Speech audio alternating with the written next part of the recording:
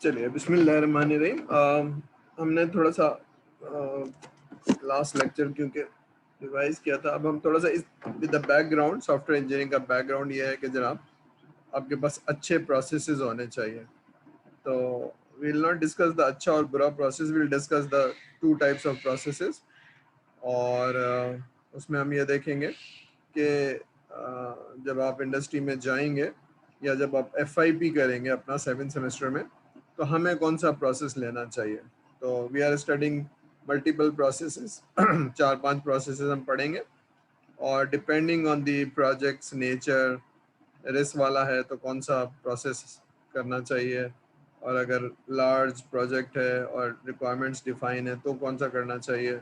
ठीक है, तो विल स्टडी सर्टेन प्रोसेसेस। लेकिन अभी तक हमने ये एस्टेब्लिश कर लिया था कि बिल्ट एंड फिक्स जो है वो लार्ज कॉम्प्लेक्स प्रोजेक्ट को टेकअप नहीं कर सकता है, तो हमें कौन से अच्छे प्रोजेक्ट्स, कौन से अच्छे प्रोसेसेस हैं। तो हमने कहा था अच्छा प्रोसेस वो है जो गलती को अवॉइड कर पाए, यानी जिसमें एरर्स कम से कम आए। ठीक है, तो अभी हम मेच्योरिटी ऑफ द प्रोसेस या अच्छे ऑफ द होने का तो नहीं कर रहे हैं, हम पहले प्रोसेसेस पढ़ेंगे, उसके बाद फिर हम देखेंगे मेच्योरिटी क्या चीज़ होती है। ठीक है, तो प्लान ड्रिवन पढ़ा था हमने और चेंज ड्रिवन पढ़ा था, उसको थोड़ा सा रिवाइज कर लेते हैं और फिर आगे चलते हैं। ठीक है, प्लान ड्रिवन में हमने ये कहा था कि जिसमें आउटपुट इज कम्प्लीटली नोन। ठीक है ना, यानी जिसमें सारी चीज़ें पहले से पता हों, लेकिन अगर कुछ चीज़ें पता हैं तो आपको जितनी पता होती हैं उतनी आप प्लान कर लेते हैं, डेवलप कर लेते हैं और थोड़ी थोड़ी कस्टमर को देते जाते हैं। लेकिन ऐसी चीज़ जैसे large and complex banking application है, तो उसमें बहुत सारी चीज़ें पता होती हैं, उसको डॉक्यूमेंट करना, उसको साइन ऑफ करना और उसको डेवलप करना प्रॉब्ली वाटरफॉल से होगा। ठीक है, फीचर ड्रिवन में होता है कि इंक्रीमेंटल होता है। हमने कल समझा था कि आप एक लिमिटेड फीचर्स दे देते हैं जो कस्टमर को ज़रूरत होती है। जैसे उसने 20 फीचर मांगे, लेकिन फिलहाल उसके लिए 10 फीचर इंपॉर्टेंट है, तो वो 10 फीचर आपने दे दिए। फिर अगला जो आइट्रेशन है या जो अगला रिलीज है उसमें 5 फीचर और ऐड कर दिए, और उसके बाद जो आपने दोबारा से तीसरा रिलीज दिया, यानी इंक्रीमेंट हो रहा है, यानी जो सॉफ्टवेयर दिया था उसके अंदर जो बेसिक फीचर्स हैं तो हैं, लेकिन उसके अलावा जब नेक्स्ट टाइम आपने दिया तो बेसिक फीचर्स के अलावा 5 चीज़ें ऐड कर दी, इंक्रीमेंट कर दी। उसके बाद जब तीसरा आपने रिलीज दिया तो उसमें 15 के बाद 5 चीज़ें और ऐड, तो इंक्रीमेंटल फीचर्स ऐड होते जा रहे हैं। ठीक है, ये ठीक है। तो इसमें क्लाइंट बहुत इंपॉर्टेंट रोल प्ले करता है कि क्या चीज़ें चाहिए, कस्टमर बताता है और आप उससे सुनते हैं और उसको डिलीवर कर देते हैं। ठीक है, प्लान ड्रिवन में बहुत हैवी डॉक्यूमेंटेशन होती है, फॉर्मेलिटी होती है। फॉर्मेलिटी का मतलब है बाकायदा उसको एक्सेप्ट किया जाता है, उसका कोई रिकॉर्ड होता है। ठीक है ना, तो ये बहुत हैवी वेट का मतलब ये है कि डॉक्यूमेंटेशन बहुत है, अप्रूवल बहुत है। ठीक है, इसके अंदर। ठीक है, तो रिक्वायरमेंट्स आर क्लियरली डिफाइंड, यानी रिक्वायरमेंट का डॉक्यूमेंट बनेगा और उसका साइन ऑफ होगा। ठीक है, लिखने का एक भी एक तरीका है। इसके अंदर क्या करते हैं, रिक्वायरमेंट जितनी आ जाती है, जो स्कोप आ जाता है, इसको आप प्रोजेक्ट में जाने से पहले प्लान करेंगे। ठीक है ना, वेरी फॉर्मल एंड स्ट्रक्चर्ड, ये हमने कल पढ़ लिया था। इसमें heavy project governance and oversight. Governance कहते हैं एक्चुअली रूल्स को, यानी वो रूल्स इस पे अप्लाई होंगे। रिक्वायरमेंट कंप्लीट हुए बगैर, साइन हुआ, बेस लाइन बनाए बगैर आप आगे नहीं जा सकते हैं। ठीक है, तो these are the governance, these are the rule. ये करने से पहले आप ये नहीं कर सकते हैं, ये करने से पहले अगर ये ना हुआ हो तो आप ये नहीं कर सकते हैं। वो जो फेजेस हैं, रिक्वायरमेंट डेवलपमेंट, डिजाइन डेवलपमेंट। ठीक है, तो project stages required formal approval in order to proceed, यानी अब तक रिक्वायरमेंट अप्रूव नहीं होगी आप डिजाइन में नहीं जा सकते, डिजाइन अप्रूव नहीं होगी कोडिंग में नहीं जा सकते। तो ये वो है very formal process. On the other hand इसमें क्या होता है, this is very light weight, यानी आपको रिक्वायरमेंट दी, अब डॉक्यूमेंट आप करें ना करें, डिजाइन करें आप ना करें, आप चलता हुआ सॉफ्टवेयर देंगे आपको। ठीक है ना, तो आफ्टर ए वेरी शॉर्ट, उसमें क्या होता था, जब तक रिक्वायरमेंट अप्रूव नहीं होगी तो हम डेवलप करेंगे ही नहीं। यहाँ पर ऐसा नहीं है, आपको रिक्वायरमेंट दे दी है और बस आपने डेवलप करके देनी है। ठीक है ना। तो इसमें क्या होता है कि इसमें भी आप एक दफ़ा सॉफ्टवेयर बनाया, उसके बाद आप इंक्रीमेंट यानी छोटी छोटी रिलीज करते जाते हैं, हर 15 दिन बाद आप एक सॉफ्टवेयर देते हैं, ठीक है ना। तो ये इंक्रीमेंटल हो गई। इसमें कोऑपरेट बहुत ज़्यादा होता है, customer developer working constantly together, close communication. अब ये इसका क्या मतलब है? इसका मतलब है वाटरफॉल जिन सॉफ्टवेयर हाउसेज में, अगर आप सॉफ्टवेयर हाउसेज को विजिट करेंगे तो आपको नजर आएगा कि फिजिकल सेपरेशन है।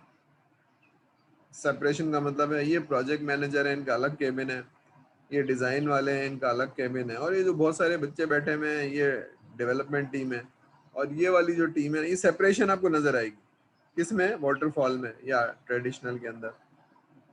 जबकि एजाइल के अंदर या उसके अंदर स्क्रम के अंदर ऐसा फिजिकली हो ही नहीं सकता है। ये हॉल है, इसके अंदर सारे लोग बैठे हैं, इसमें स्क्रम मास्टर भी बैठा हुआ है, इसके अंदर क्रॉस फंक्शनल टीम, तो वर्किंग टुगेदर, तो फिजिकली भी और काम के लिहाज से भी, ठीक है ना। स्ट्रेट फॉरवर्ड, स्ट्रेट फॉरवर्ड का मतलब ये है कि आप अडॉप्ट करते जाएं, चीज़ों को देखते जाएं, जो जो चीज़ आपको है तो आप लर्न करते जाएं और मॉडिफाई करते जाएं, ठीक है। अडॉप्ट का मतलब ये है कि आखिरी वक्त में जो भी कस्टमर ने कहा बस वही हमको बना के देनी है, कोई लंबी चौड़ी रिक्वायरमेंट नहीं है। 15 दिन या 10 दिन के लिए जो भी आपने कहा तो वही हम बना देंगे, आपको चलता हुआ सॉफ्टवेयर दे देंगे, ठीक है। प्लान ड्रिवन है वाटरफॉल, इंक्रीमेंटल, स्पाइरल और इंटीग्रेशन एंड कॉन्फ़िगरेशन। तो ये हम ज़रा देखेंगे, और उसके बाद फिर जब ये लेक्चर ख़त्म हो जाएगा तो फिर हम एजाइल और स्क्रम को अलग से पढ़ेंगे, ठीक है। तो ये दो तरह की अप्रोचेज हैं, plan driven and change driven, feature driven, ठीक है। तो सबसे पहले वाटरफॉल को पढ़ लेते हैं, यहाँ तक हमने पढ़ लिया था, ये है वाटरफॉल, ठीक है। अब ये जो समरविली की किताब है वो उसका पेज नंबर 47, ये मैंने लिख दिया, पहले नहीं लिखा हुआ था, ये पेज नंबर 47 फिगर 2.1, ये वहीं से कॉपी है, तो अगर आप किताब पढ़ेंगे तो ठीक है। तो ये है। अब इसमें अगर सॉफ्टवेयर इंजीनियरिंग को थोड़ा सा डिफाइन कर लें, फिर वाटरफॉल पढ़ लेते हैं। सॉफ्टवेयर इंजीनियरिंग को हम कहते हैं, सॉफ्टवेयर इंजीनियरिंग के 3 पार्ट होते हैं, क्या बनाना है, कैसे बनेगा और ये मेंटेन कैसे होगा, ये 3 पार्ट होते हैं। तो क्या बनाना है is a requirement definition, what part, और कैसे बनेगा, डिज़ाइन कैसे होगा, कोडिंग कैसे होगी, इंटीग्रेशन कैसे होगी, टेस्टिंग कैसे होगी। अच्छा, implementation and unit testing actually coding है ये, ठीक है ना। तो ये जो वर्डिंग है ये हमने बोरो किया रैशनल यूनिफाइड से, ठीक है। तो इम्प्लीमेंटेशन का मतलब कोडिंग है, इम्प्लीमेंटेशन का मतलब इम्प्लीमेंट का मतलब जो आपने डिज़ाइन किया उसको आप इम्प्लीमेंट करें, ठीक है। तो उसका मतलब कोडिंग और यूनिट टेस्टिंग है, ठीक है। इंटीग्रेशन का मतलब है जो चीज़ है मॉड्यूल बन गया आप उसको इंटीग्रेट करें और सिस्टम टेस्टिंग करें, और उसके बाद फिर आप कस्टमर को दे दें, ऑपरेशन एंड मेंटेनेंस, ठीक है। तो ये वही है वाटरफॉल। इसमें कोई सवाल किसी को, उसको थोड़ा सा हम आगे पढ़ लेते हैं, इसमें कोई सवाल तो नहीं है, शायद हम काफ़ी दफ़ा डिस्कस कर चुके हैं। ये वही है, this is requirement, this is design, this is development, this is testing, ठीक है।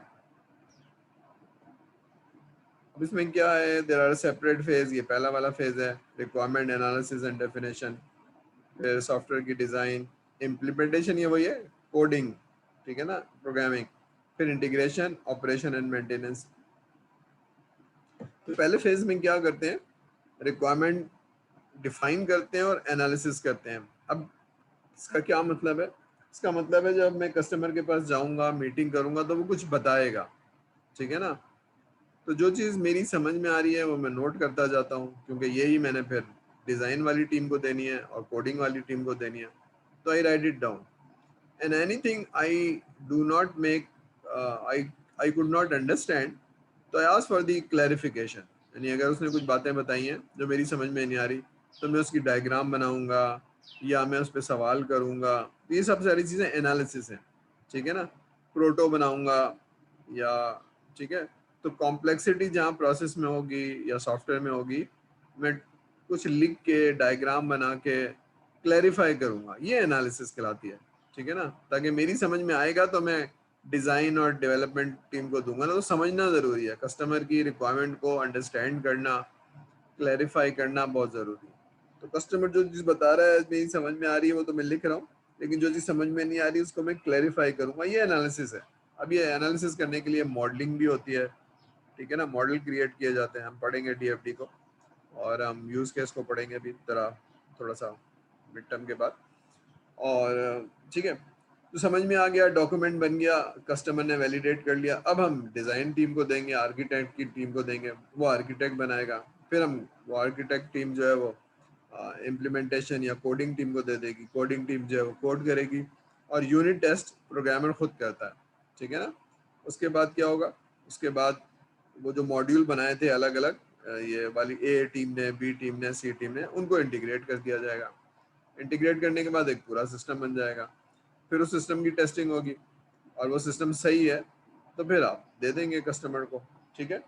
ये एक ट्रेडिशनल तरीका है बनाने का। इसको ट्रेडिशनल भी कहते हैं, सीक्वेंशियल भी कहते हैं, इसको वाटरफॉल भी कहते हैं, ठीक है ना। So what is the drawback, जरा पढ़िए, व्हाट इज द ड्रॉबैक।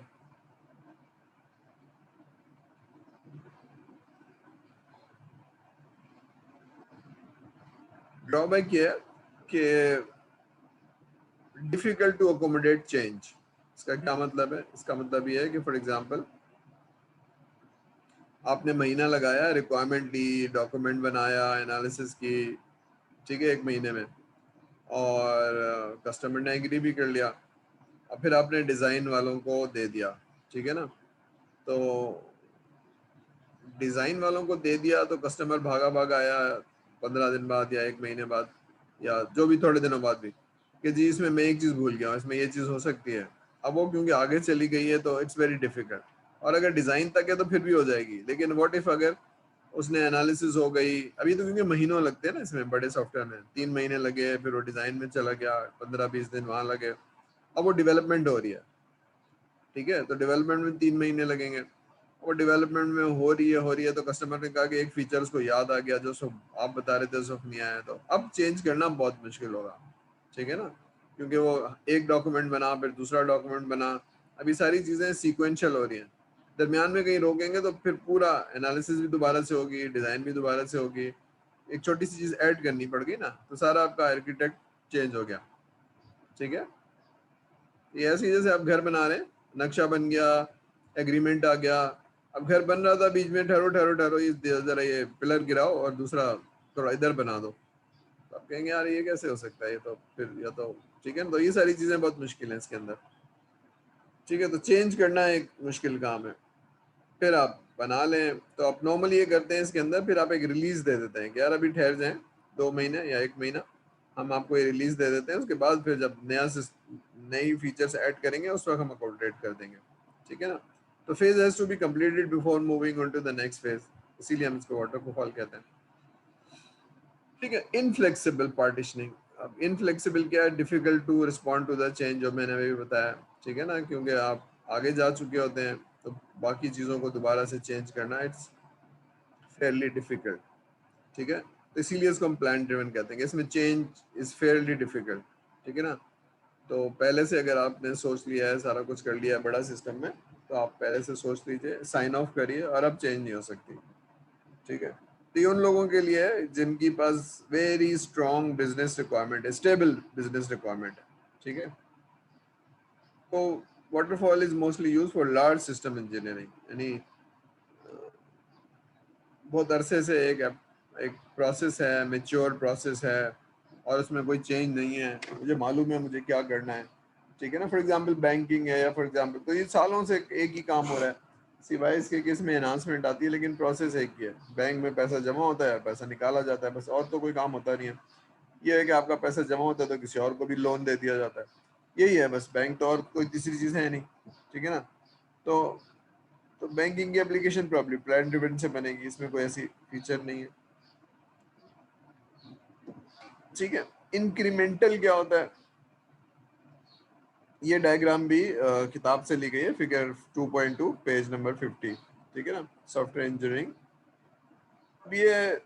ये वही है, अगर आप गौर से देखें, रिक्वायरमेंट, डेवलपमेंट, टेस्टिंग, ठीक है ना। तो स्पेसिफिकेशन, इसका मतलब है स्पेसिफिकेशन एक्चुअली रिक्वायरमेंट है, बनाना क्या है, तो ये रिक्वायरमेंट है, ये डेवलपमेंट है, और वैलिडेशन का मतलब है वैलिडेट करो जो स्पेसिफिकेशन थी, तो ये टेस्टिंग है एक्चुअली, ये प्रोसेस है आपका, ठीक है ना। एक्टिविटीज कह लें, स्पेसिफिकेशन, डेवलपमेंट, वैलिडेशन, ये नजर आ रही है। अब आपने एक आउटलाइन मिली कि भाई ये बनाना है, तो आप कहते हैं अच्छा, तो इंक्रीमेंटल है ये, याद रखिए। तो आपने ये प्रोसेस यूज किया, रिक्वायरमेंट ली, स्पेसिफिकेशन ली, डेवलप किया, टेस्ट किया, और आपने पहला इनिशियल वर्जन दे दिया, ठीक है। उसने चलाना शुरू किया, जो उसमें बग हैं वो भी रिमूव करेंगे। उसके अलावा फिर आपने जो भी रिक्वायरमेंट थी उसकी नेक्स्ट फेज ले लिया। फॉर एग्जांपल 30 रिक्वायरमेंट थी, या 30 फीचर्स चाहिए थे, या 50 रिक्वायरमेंट चाहिए थे, चलिए। तो हमने क्या किया कि हमने पहले वाले फेज में 20 आपको दे दिया, ठीक है। फिर आपको नेक्स्ट रिलीज में 15 और दे दिए, फिर नेक्स्ट रिलीज में 15 और दे दिए, तो 20 + 15 + 15, तो एक से 3 से ज्यादा भी रिलीज हो सकते हैं। तो ये हम कर क्या रहे हैं, इंक्रीमेंटल एक बेसिक फंक्शनैलिटी दे दी, बेसिक फंक्शनैलिटी दे दी आपको, उसके बाद हमने एडिशनल कर दिया उसके अंदर, फिर उसके अंदर एडिशन कर दिया। तो बात समझ में आ रही है। डेवलपमेंट वैसी है, लेकिन उसको छोटा छोटा करके, ताकि कम्युनिकेशन बेहतर हो जाए, कस्टमर को चलता हुआ सॉफ्टवेयर नजर आ जाए। वो महीनों सालों की बात नहीं है। तो ये बेहतर है सॉफ्टवेयर डेवलपमेंट के लिए कि वही वाटरफॉल ही है, वाटरफॉल ही अगर आप देखेंगे गौर से, ये वाटरफॉल ही है। लेकिन वाटरफॉल में हम कह रहे हैं ये छोटा सा सॉफ्टवेयर पहले बना दो, फिर उसके बाद इंक्रीमेंट कर दो, उसके बाद इंक्रीमेंट कर दो, रादर देन कि कंप्लीट बनाओगे और हम देखेंगे और महीनों लगेंगे। तो थोड़ा थोड़ा करके देते जाओ, ठीक है। समझ में आई इंक्रीमेंटल? स्टूडेंट समझ में आ रही है इंक्रीमेंटल? तो बताएगा सर को, कोई प्रॉब्लम तो नहीं है, अंडरस्टैंड कर रहे हैं, समझ में आ रही है? Yes sir. ठीक है।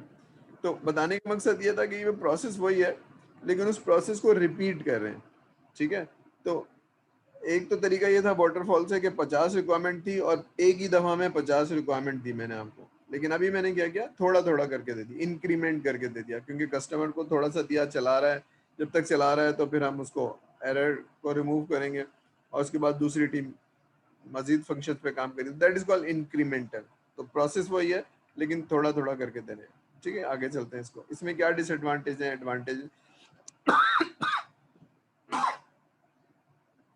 इसमें एडवांटेज क्या है थोड़ा सा, कि कॉस्ट ऑफ अकोमोडेटिंग चेंज थोड़ी सी बेहतर है, ठीक है ना। क्योंकि अभी आपने पूरे 50 फंक्शनैलिटी पे काम नहीं किया था, आपने काम ही 20 पे किया था। तो बाकी अगर कहीं चेंज करना है तो आप उसको कॉस्ट कम लगेगी, ठीक है ना। क्योंकि वाटरफॉल में तो ये था कि सारी सारी चेंज करनी है, यहाँ तो ऐसा नहीं है, आप तो काम ही सिर्फ 20 पे कर रहे थे जो इनिशियल वर्जन, ठीक है ना। मैं पीछे ले जा रहा हूँ, यानी अगर आपको 50 रिक्वायरमेंट दी थी और आप 20 पे काम कर रहे हैं, ठीक है। तो आप बाकी अगर कोई चेंज है तो आप कहते हैं मैं नेक्स्ट रिलीज में कर दूंगा, मैं नेक्स्ट रिलीज में कर दूंगा, तो ये आसान है थोड़ी सी, ठीक है ना। तो cost of accommodating change is relatively reduced, ठीक है ना। The amount of analysis and documentation that has to be redone is much less than the required। जाहिर सी बात है कि थोड़े से काम कर रहे थे, ठीक है, बाकी 30 के अंदर आप कर लेंगे। It is easier to guess customer feedback. जो आपने पहला रिलीज दिया था उसमें आपका कस्टमर का फीडबैक आ गया, यूजेबिलिटी के हिसाब से, फंक्शनैलिटी के हिसाब से। तो बाकी जो 30 है उसमें आप कस्टमर के कमेंट, डेमोन्स्ट्रेशन, ये सारी चीज़ों को अकोमोडेट कर सकते हैं। कोई चीज़ उसने कही है तो दोबारा से मेहनत करने की जरूरत नहीं है 50 पे, अब मेहनत करनी है किस पे, सिर्फ 30 पे, ठीक है। मोर रैपिड डिलीवरी, ठीक है ना। तो आपको वो एक दफा में सारी चीजें देने के बजाय थोड़ी थोड़ी, तो मोर रैपिड डिलीवरी, ठीक है ना। Deployment of the software to be, आसान हो जाती है, थोड़ी सी आसान। Customer will able to use, ठीक है ना, अर्लियर। क्यों, आपने पहले रिलीज में 20 दे दी तो वो यूज करेगा, उनको वैल्यू समझ में आएगी, बाकी चीजों को भी देखेगा, तो एक्सपीरियंस आ जाएगा।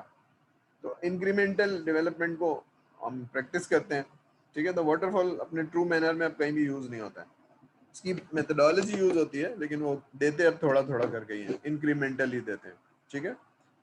क्लियर हो रही है बात? यानी अगर बहुत बड़ा सॉफ्टवेयर भी है तो हम उसको डिवाइड कर लेते हैं, डीकम्पोज कर लेते हैं, WBS कर लेते हैं, वर्क ब्रेक डाउन स्ट्रक्चर, एक मॉड्यूल, दूसरा मॉड्यूल, तीसरा मॉड्यूल, और एक एक मॉड्यूल देते जाते हैं। तो इंक्रीमेंटल डेवलपमेंट होती है, छोटे थोड़े रिलीज दे दिए जाते हैं, ठीक है।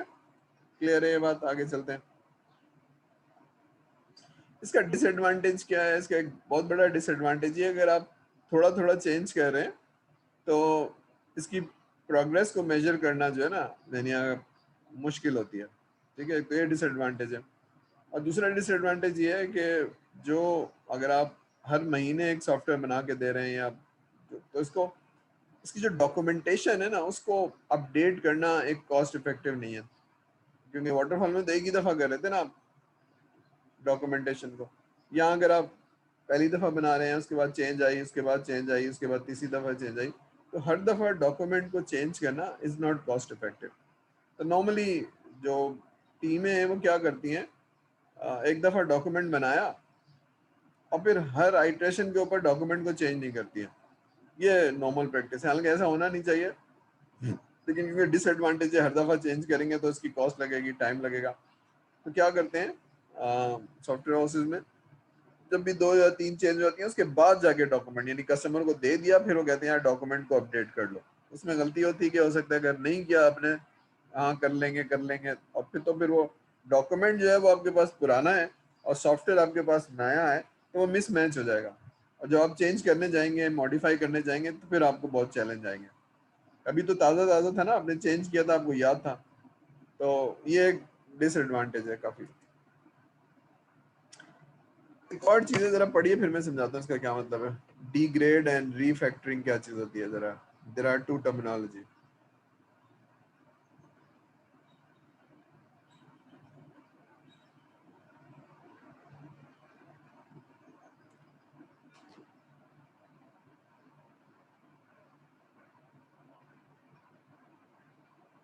ठीक है, अब ये देखिए, वाटरफॉल को समझिए कि थोड़ा सा लंबा प्रोसेस तो है, लेकिन एक ही दफा में बना। अभी सॉफ्टवेयर नहीं, जरा मैं आपसे एग्जांपल देता हूँ। टेबल बन रही है, तो आपने सारी चीजें फाइनलाइज कर ली और सारा कुछ कर लिया, और मैंने एक टेबल आपको बना के दे दी, इसमें एवरीथिंग इज फाइनलाइज। ठीक है, तो लेकिन एक दफा आप कहते हैं टेबल बन गई है और इसकी थोड़ी सी टांगे लंबी कर दो, तो आपने जोड़ लगा दिया उसमें। आप कहते हैं थोड़ा सा साइड बड़ा कर दो, तो उसमें आपने जोड़ लगा दिया। ठीक है, अभी आप जो जोड़ लगा रहे हैं, ये जो स्ट्रक्चर है ना टेबल का, उसको डिग्रेड कर रहा है। ठीक है, तो इसी तरह जो सॉफ्टवेयर डिजाइन हुआ था ना, जो इनिशियली डिजाइन हुआ था, अगर उसमें आप चेंजेस कर रहे हैं, बार बार चेंजेस कर रहे हैं, तो उसका जो डिजाइन और स्ट्रक्चर है ना, वो डिग्रेड हो जाता है। ठीक है ना, बात समझ में आ रही है? तो मैंने अपने तौर से डिजाइन किया था, फिर आपने थोड़ी सी चेंज कर ली, फिर किसी और डेवलपर ने, कोडर ने चेंज कर ली। तो एक बहुत बड़ा सॉफ्टवेयर है जो लिखा गया है, उसका आर्किटेक्ट सही था, लेकिन 3 सालों में चेंज कर करके उसका स्ट्रक्चर चेंज हो जाता है या खराब हो जाता है, वो पहले जैसा नहीं रहता। ठीक है, ये एक बड़ा डिसएडवांटेज है। या तो आपका स्ट्रक्चर बहुत स्ट्रांग हो और अकोमोडेशन आसान हो, अब ये होने लगा है वैसे, वरना आपका सिस्टम डिग्रेड हो जाएगा और उसके लिए आपको टाइम और कॉस्ट लगेगी, आपको रीफैक्टर करना पड़ेगा। यानी जहां जहां आपने बस कोडिंग कर दी थी काम चलाने के लिए, अब आप उसको तरीके से करेंगे। ठीक है ना, यानी उसका प्रोसेस लिखेंगे, उसके स्ट्रक्चर को दोबारा से वैसे ही करेंगे, तो वो एक एक्स्ट्रा कॉस्ट है। ठीक है ना, तो जब भी आपके पास फारिग टाइम हो, आप उसको रीफैक्टर करें। तो ये भी एक सॉफ्टवेयर इंजीनियरिंग, एक सॉफ्टवेयर बहुत अच्छा है, फंक्शनैलिटी अच्छी है, लेकिन अब चेंज नहीं हो सकता। 3 साल 4 साल के बाद इतना चेंज हो गया है कि वो उसका डॉक्यूमेंट भी नहीं है, और वो, समझ में आ रही है आपको? तो उसका मतलब है कि इंक्रीमेंटल एक हद तक तो ठीक है, लेकिन बहुत ज़्यादा चेंज करेंगे तो वो मेंटेनेबल नहीं रहेगा और उसका स्ट्रक्चर खराब हो जाएगा। ठीक है, बात समझ में आ गई? ठीक है, अब स्पाइरल एक चीज होती है, चलिए मैं आगे जाके डायग्राम दिखा देता हूँ आपको। ये स्पाइरल है, ठीक है ना, ये स्पाइरल का मतलब है जैसे कॉपी होती है ना, स्पाइरल लगा होता है। तो ये स्पाइरल में और वाटरफॉल में कोई ज्यादा फर्क नहीं है, अभी हम देखेंगे। लेकिन ऐसे प्रोजेक्ट जिसमें बहुत ज्यादा रिस्क हो, ठीक है, तो वो प्रोजेक्ट शायद इस तरह से करने चाहिए। मसलन मसलन एक बैंकिंग की एप्लीकेशन है, तो वो शायद हमें वाटरफॉल से बनानी चाहिए या इंक्रीमेंटल से बनानी चाहिए। ठीक है, लेकिन मैं एक सॉफ्टवेयर बना रहा हूँ F-17 के लिए जहां मैंने एनिमी लॉक करना है, ठीक है। तो एनिमी लॉक करना 3-4 सेकंड की बात है ना, या तो वो गया या मैं गया, तो इट्स वेरी रिस्की। अब ये वाले जो सॉफ्टवेयर है ना, ये बहुत ही देखभाल के सारे एक एक चीज को मेजर करना, इट्स वेरी प्रीटी रिस्की। या मैं मिसाइल डिजाइन कर रहा हूँ जो 500 मील जाके हिट करेगा। अब उसमें 1 मिलीमीटर का भी फर्क आ गया ना, तो 500 किलोमीटर में वो जाहिर सी बात है अपने टारगेट को हिट नहीं करेगा। तो these are very special kind of project, ठीक है ना। यानी जो टारगेट हिट कर रहा है उस मिसाइल का, तो इसमें रिस्क बहुत ज्यादा है। तो इसमें शायद नॉर्मल वाटरफॉल से या इससे हम नहीं करेंगे, ठीक है। ठीक है, बात समझ में आ रही है। ऐसे प्रोजेक्ट जिसमें बहुत ज्यादा रिस्क होता है, पहले आप उसको प्लान करते हैं, क्या मसला है, उसके ऑब्जेक्टिव क्या है, उसके अल्टरनेट्स क्या है, फिर आप रिस्क एनालिसिस करते हैं, अगर ऐसा होगा तो क्या होगा और इसको कैसे रिजॉल्व करना चाहिए, ठीक है। ये एक इम्पॉर्टेंट फैक्टर है स्पाइरल का, कि उसमें रिस्क फैक्टर आ जाता है जिसको एनालाइज करना पड़ता है। बाकी वही है, इंजीनियरिंग करते हैं आप, इंजीनियरिंग वैसी करेंगे जैसे आप रिक्वायरमेंट डिजाइन डेवलपमेंट, ये इंजीनियरिंग वही है, ठीक है ना। डिजाइन डेवलपमेंट एंड टेस्टिंग, ये सारी चीजें वही है इंजीनियरिंग। फिर कस्टमर एवेलुएशन, यानी या फिर आप कस्टमर को दिखाते हैं, देख लो इसमें कोई मसला तो नहीं है, थोड़ा थोड़ा करके, ठीक है। अब इसको आगे चल के देखते हैं। अब ये वही है, ये देखिए, पहला वाला काम आपका पार्टिंग प्लानिंग है, ठीक है, जैसे वाटरफॉल में करते हैं। फिर ये वाला पार्ट है जो उस वाटरफॉल में नहीं होता है, रिस्क एनालिसिस। और ये पूरी इंजीनियरिंग है, डिजाइन डेवलपमेंट, ठीक है ना। ठीक है, तो ये पहला वाला स्पाइरल चल रहा है, यहाँ से ये चला, ये यहाँ तक आ गया, ठीक है। प्लानिंग हो गई, उसके बाद ये रिस्क एनालिसिस हो गई, ये पहला वाला वो चल रहा है स्पाइरल। ये बड़ा सा काम हुआ, डेवलपमेंट हो गई, और फिर आपने कस्टमर को दिखा दिया। फिर ये दूसरा इटरेशन चला, ये दूसरा चला, और ये खत्म हो गया।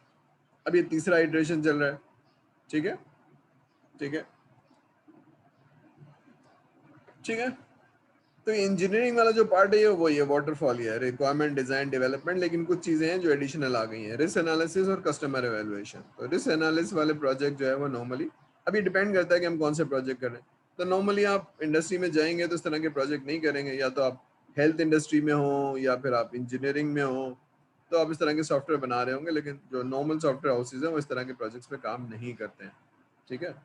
हैं कुछ प्रोजेक्ट सॉफ्टवेयर हाउस जो काम करते हैं हमारी एजेंसीज के साथ, तो वो इस तरह से बनाते हैं, लेकिन वो फिर सरफेस नहीं होते ना, वो तो अंडरग्राउंड काम करते हैं, ठीक है। तो ये है, तो इसका ये एक मेथड है जिसमें रिस्क को, फॉर एग्जांपल आप एप्लीकेशन बना रहे हैं हॉस्पिटल की, तो हॉस्पिटल की एप्लीकेशन में वो अगर आपने कोई इक्विपमेंट उससे इक्विपमेंट को आगे पीछे करना है, फॉर एग्जांपल उसके साथ कोई मशीन लगी हुई है जो स्कैन करती है, जो मशीन है ये करती है, उसको इनेबल करना है या एक्टिवेट करना है, तो ये थोड़ा सा रिस्की प्रोजेक्ट है, ठीक है। क्लियर है, क्लियर है, आगे चलें। ये एक मेथोडोलॉजी नहीं है, बल्कि ये वो है कि अगर आपके पास बने हुई चीजें हैं, जैसे हमने कहा था ना कि सॉफ्टवेयर हाउस हैं आप 10 साल से 15 साल से, तो बहुत सारी चीजें आपके पास होंगी। फॉर एग्जांपल आपने एनईडी यूनिवर्सिटी के लिए एक लाइब्रेरी सिस्टम बनाया हुआ है और वो चल रहा है काफ़ी सालों से, और आप डीएचएस सुफा को भी एक लाइब्रेरी का सिस्टम चाहिए, तो आप कहते हैं ठीक है। तो इसमें जो भी रिक्वायरमेंट थी एनईडी की, वो जो सॉफ्टवेयर है उसमें कुछ चीज़ें चेंज हैं, जो 15-20% चेंज है। तो आप सिस्टम उठाएंगे एग्जिस्टिंग कंपोनेंट्स को और बाकी उसको चेंज कर लेंगे, तो यू री यूज द एग्जिस्टिंग कंपोनेंट्स, ठीक है ना। तो रीयूज एलिमेंट में भी कन्फिगर्ड, तो उनको आप चेंज कर लेते हैं और उसमें कुछ फंक्शनैलिटी ऐड कर लेते हैं और कस्टमर के हिसाब से आप उसको बिल्ड कर लेते हैं। इसमें टाइम भी कम लगेगा, टेस्टिंग हुई भी है, सिस्टम चल रहा है, तो ओनली 20% डेवलपमेंट एंड चेंजिंग, उसमें एफर्ट कम लगेगी, टाइम जल्दी होगा, ये है। तो ये डेवलपमेंट वैसी होगी जैसे वाटरफॉल से होती है, लेकिन इसमें जो डिसएडवांटेज है आपका, 80% 75% कंपोनेंट यूज हो जाता है। ये उसकी डायग्राम है, ये डायग्राम भी वाटर समर विलेज से है, ठीक है। तो ये एक्चुअली यहाँ से जो पार्ट है रिक्वायरमेंट स्पेसिफिकेशन, फिर आप जो एग्जिस्टिंग सॉफ्टवेयर है उसको डिस्कवर करेंगे, सारी चीज़ें देखेंगे, सॉफ्टवेयर को एवेलुएट करेंगे, ठीक है। तो फिर आप कहते हैं यार इसमें से रिफाइनमेंट क्या है रिक्वायरमेंट में, फॉर एग्जांपल जो 80% है ना उसको हम कॉन्फ़िगर कर लेंगे, यानी थोड़ा सा मॉडिफाई कर लेंगे और अडॉप्ट कर लेंगे, लेकिन ये 20% जो है ना ये इसमें थोड़ी सी चीज़ें ऐड करनी होंगी। तो ये वाली चीज़ें जो पुरानी है इसको चेंज कर लिया, अडॉप्ट कर लिया, और ये चीज़ें ऐड, ये दोनों मिला के फिर ये सिस्टम को इंटीग्रेट कर लिया।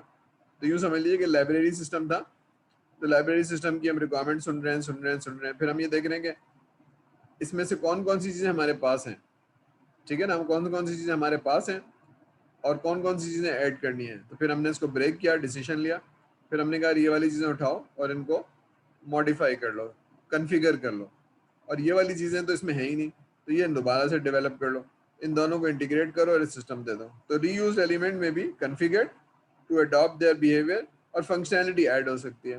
क्लियर है ये बात? क्लियर है बात? ये जो सिस्टम बने हुए होते हैं ना लोगों के पास, ये वाली चीज होती है इंटीग्रेशन एंड कॉन्फ़िगरेशन। मैंने एक सिस्टम बनाया था बैंकिंग के लिए, फॉर एग्जांपल ट्रेजरी मैनेजमेंट, ठीक है। तो ट्रेजरी मैनेजमेंट बैंक का सबका एक ही होता है, लेकिन उसमें थोड़ी थोड़ी हमारा प्रोसेस ये नहीं है, यूपीएल का ये प्रोसेस है, हमारा ये नहीं है, हम ऐसे करते हैं जी, उनका होगा, हम ऐसे करते हैं। तो वो थोड़ी थोड़ी चेंजेस जो है ना वो आप यहाँ कर लेते हैं, उसको चेंज करके उनको दे देते हैं। तो वो ट्रेजरी सिस्टम होता है, लेकिन ये ट्रेजरी सिस्टम यूबीएल का है, ये ट्रेजरी जो है वो एमसीबी का है, ये ट्रेजरी जो है मीज़ान बैंक का है। तो आप अलग अलग सिस्टम को रख लेते हैं। आपकी एडवांटेज क्या है कि आपने जो सिस्टम बनाया था 1 साल में या 1.5 साल में, अब वो 4-5 महीने में कन्फिगर होके टेस्ट होके वो चला जाता है। तो आपको 1/3 कॉस्ट लगती है या कम लगती है और आपका सिस्टम बिक जाता है, चल जाता है। ठीक है, क्लियर है बात यहाँ तक? क्लियर है सारी चीज़ें? कोई मसला, कोई चीज़ नहीं समझ में आ रही है? क्लियर हो रही है बातें? Yes sir. ठीक है, तो probably that was the last slide. अब मैं अटेंडेंस ले लेता हूँ, और कोई सवाल है, कोई क्वेश्चन है तो सर से पूछ लीजिए। और एक एडवाइस है सारे बच्चों को, वो ये कि क्योंकि अब शायद 15-20 दिन या महीना हम ऑनलाइन पढ़ेंगे, तो ऑनलाइन का डिसएडवांटेज ये है कि मैं और आप एक दूसरे को नहीं देख सकते हैं, तो थोड़ा सा चैलेंज होता है।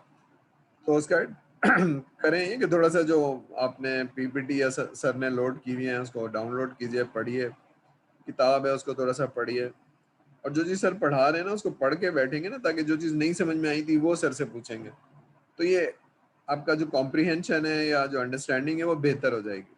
ठीक है, तो ये एक बस। चलिए अटेंडेंस ले लेते हैं। सर बुक नेम तो बता दें। जी, बुक नेम। बुक नेम बता दें। बुक का नाम है सॉफ्टवेयर इंजीनियरिंग बाय समरवेली, और ये 10th एडिशन है। ठीक है, तो आपकी क्लास फेलो ने बोला था अपलोड कर दें, तो वो अपलोड नहीं होने दे रही थी क्योंकि साइज बड़ा था ना, तो एलएमएस पे अपलोड नहीं हो रही थी। तो मैंने उनको मेल कर दी थी, इरज फातिमा को भी शायद मैंने भेजी है, तो इरज से ले लीजिए, या फिर मुझे कोई सीआर बन जाए और मुझे ईमेल एड्रेस दे दे कि भाई इसे, तो फिर बाकी लोगों से शेयर कर लेंगे, तो मैं आपको पीडीएफ दे दूंगा। ठीक है, कोई मुझे मेल कर दे सीआर बन के, तो मैं उसको दोबारा से, या फिर आप इरज से ले लीजिए। इरज फातिमा ने मुझे मेल की थी, उनको मैंने कहा था कि बाकी लोगों को भी दे दिएगा। आई डोंट नो सारे लोग कांटेक्ट में, तो कोई सीआर बन जाए और मुझे मेल कर दे।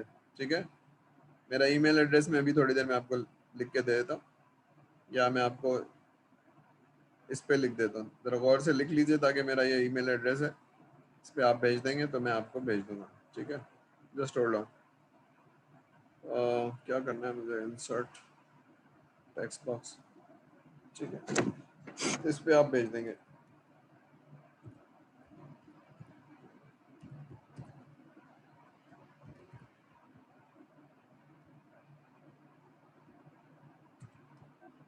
ठीक है, असद अंडरस्कोर उर रहमान याहू। ठीक है, मेरा ऑफिशियल एड्रेस भी है, लेकिन ऑफिशियल में भी साइज की लिमिटेशन है, वो बड़े साइज को जाने नहीं देता है जो डीएसयू का है ना। तो ये याहू के ऊपर भेज दीजिएगा मुझे, असद अंडरस्कोर उर रहमान @yahoo।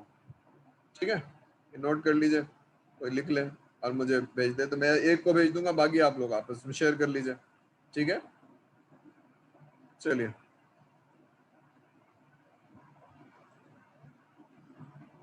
ये नजर आ रहा है आपको? एड्रेस नजर आ रहा है सर का? जी आप लोगों यस सर, यस सर। को इसको नोट कर लीजिए। अब मैं अटेंडेंस ले लेता हूँ। चलिए आइजन,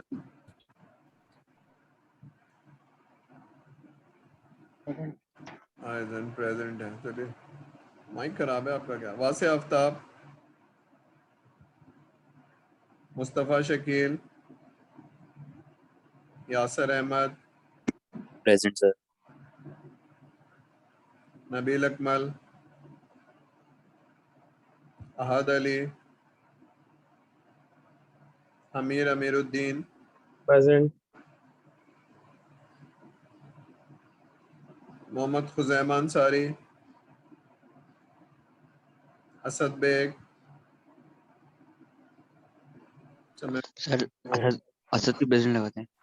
असद की प्रेसिडेंट लगा दें। अच्छा मैं जरा